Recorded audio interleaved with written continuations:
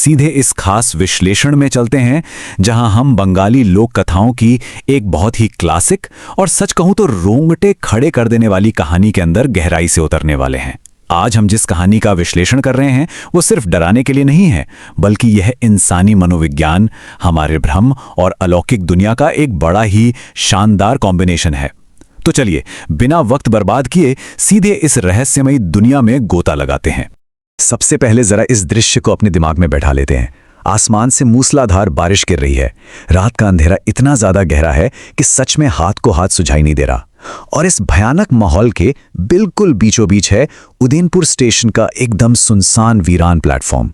ये एक ऐसा सीन है जो पल भर में किसी के भी मन में एक गहरा अकेलापन और खौफ भर दे।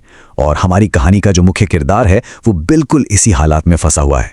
भाग 1, छूटी हुई आखिरी ट्रेन। चलिए अब देखते हैं कि शुरुआत कहां से होती है।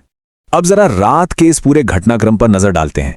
ये टाइमलाइन साफ दिखाती है कि कैसे एक के बाद एक छोटी छोटी चीजें हमारे नायक की मुश्किलें बढ़ाती जा रही हैं। शाम के वक्त बकुलपुर मेले में अचानक से भारी बारिश शुरू हो जाती है। ठीक है, यहां तक फिर भी ठीक था, लेकिन असली मुसीबत तब आती है जब रात के 10 बजते हैं और उसकी आंखों के ठीक सामने से स्टेशन की आखिरी ट्रेन निकल जाती है। ये जो 10 बजे वाली ट्रेन का छूटना था ना, असल में इसी एक पल ने उस रात के लिए उसकी किस्मत तय कर दी थी। और फिर भटकते हुए आधी रात के करीब उसे एक बिल्कुल सुनसान होटल मिलता है। मतलब निराशा से शुरू होकर खौफ तक जाने का ये एक परफेक्ट ग्राफ है। ट्रेन छूटने के बाद की जो असलियत है वो और भी ज्यादा डरावनी है। मतलब हालात देखिए, उदयपुर स्टेशन पर इस मूसलाधार बारिश से बचने के लिए एक अदद छत तक नहीं है। चारों तरफ बस घना अंधेरा और डरावना सन्नाटा। उम्मीद की जो एक आखिरी किरण हो सकती थी, स्टेशन मास्टर का कमरा, वो भी पूरी तरह से खाली पड़ा है। वहां सिर्फ एक लालटेन जल रही है, लेकिन मदद के लिए आवाज लगाने पर कोई भी जवाब नहीं आता। ये स्थिति किसी भी आम इंसान की हिम्मत तोड़ने के लिए काफी है ना? और यही मजबूरी उसे स्टेशन के उस अंधेरे कोने में आसरा ढूंढने पर मजबूर कर देती है। भाग 2, पोंचू के होटल में आपका स्वागत है। अब लगातार बारिश में भीगने और ठंड से ठिठुरने के बाद स्टेशन के एकदम आखिरी छोर पर एक हल्की सी रोशनी दिखाई पड़ती है। ये बांस और दरमा से बना एक छोटा सा खाने का ढाबा है। हम उस राहत को महसूस कर सकते हैं कि बाहर बर्फीला तूफान चल रहा है और अंदर लालटेन की गर्म पीली सी रोशनी है। और वहां अंदर पोंचू नाम का एक शख्स बैठा हुआ है। उस कड़कड़ाती ठंड में सोचिए, ये छोटी सी जगह किसी जन्नत से कम तो बिल्कुल नहीं लगेगी। लेकिन यहां कहानी में बहुत ही चालाकी से एक झूठी राहत और सुरक्षा का जाल बुना गया है। पोंचू बहुत ही शानदार तरीके से स्वागत करता है और ताजी मछली, चावल, दाल और आलू का एकदम गरम स्वादिष्ट खाना परोसता है।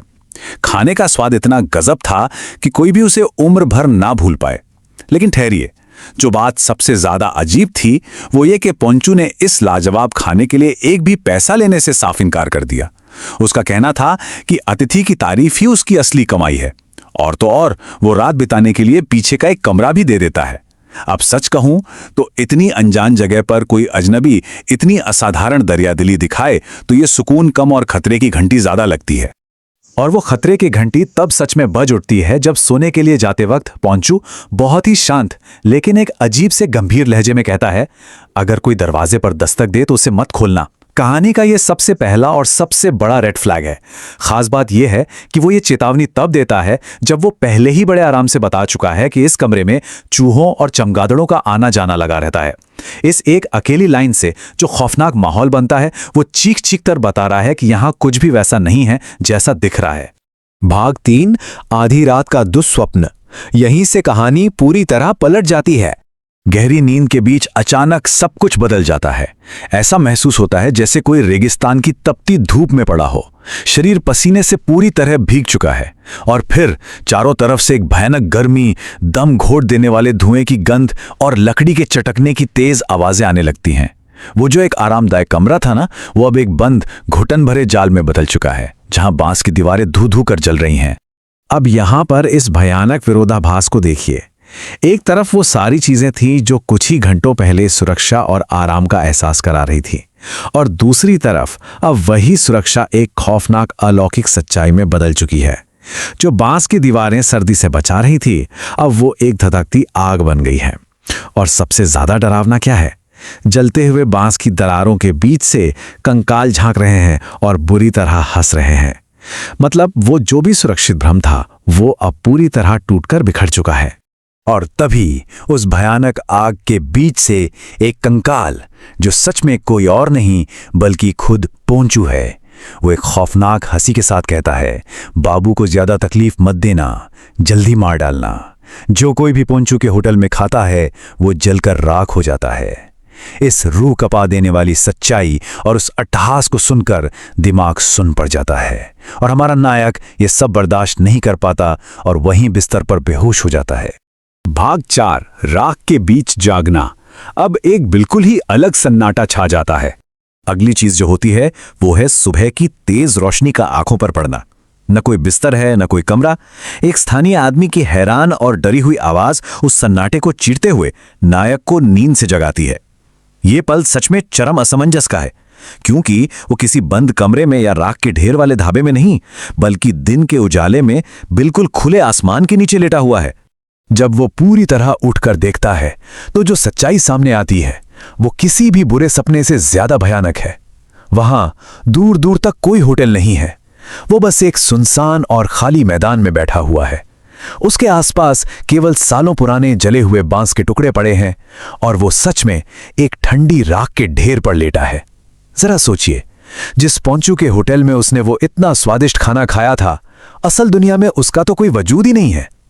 रात का वो पूरा का पूरा अनुभव उस नष्ट हो चुकी जगह पर रचा गया एक बहुत ही ताकतवर अलौकिक भ्रम था। भाग 5, एक दुखद स्थानीय किंवदंती। तो आखिर ये सब हुआ क्यों? वो जगह शापित कैसे बनी, इसका कारण बहुत ही दर्दनाक है। उस स्थानीय आदमी ने जो बताया उसके अनुसार आज से करीब 5 साल पहले ये होटल सच में वहां मौजूद था और अपने बेहतरीन खाने के लिए बहुत मशहूर भी था। लेकिन एक दिन गांव के मुखिया के बेटे ने वहां खाना खाया और उसे फूड पॉइजनिंग हो गई। अगली सुबह का सूरज देखने से पहले ही उस लड़के की मौत हो गई। इस हादसे से गांव वाले इतना भड़क गए कि उन्होंने एक बेहद ही भयानक कदम उठाया।